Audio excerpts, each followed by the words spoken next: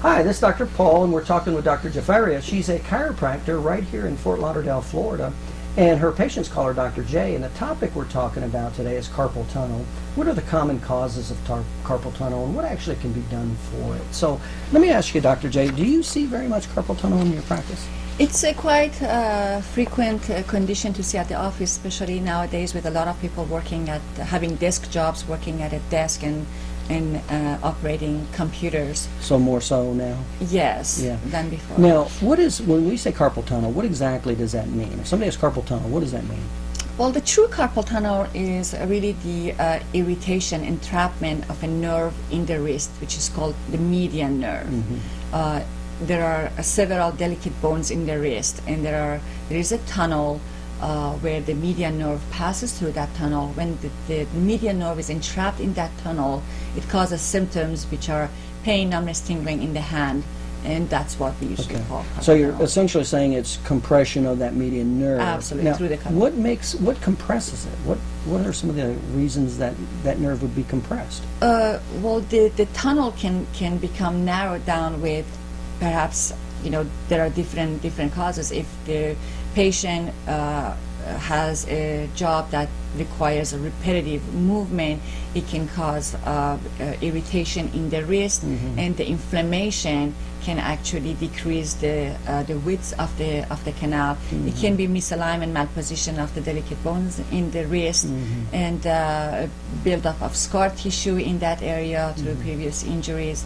It can also be problems actually that can arise in the neck or in the elbow, feeding the nerves that travel down into the hand, the wrist, creating numbness and tingling in the hand. So you can actually have hand symptoms from a problem in the neck or the elbow? Absolutely. Help me yes. out there. Explain that a little more. Well, the nerves exit the spine. The nerve that goes into your hand exit your spine in the neck, Right. in the lower levels of the neck. Right. Comes out from the spine through an opening, Right. and travels through your shoulder and down your arm into the elbow, down your wrist and into your hand. Right. So if there is any kind of problem, that could be disc herniation, malpositioning of the bones, misalignments in the cervical area, in the neck area, irritating the nerve at that level, or malpositioning of the segments in the elbow,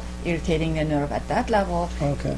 or any malpositioning of the segments in the wrist, irritating the median nerve at that level, then you can have problems, numbness, tingling, cramping, or pain. So in the you can hand. actually have those symptoms in the hand, the tingling, numbness, that are possibly coming from the neck or elbow, not the wrist. It is absolutely possible, Okay. yes. Let's say that it is true carpal tunnel. It's only from the wrist. The wrist. Okay. Now, what would you do to help that? All right, we first have to make sure that we alleviate the pressure from the median nerve in the wrist. So we do that by gentle realigning, repositioning of the segments of the small bones in the wrist. Then we have to make sure that now there has been inflammation starting in the wrist, creating the pain and actually reducing the space in that area. We need to decrease the inflammation in the area, and we use certain therapies such as ice therapy and electrical stimulation in the area to decrease the inflammation.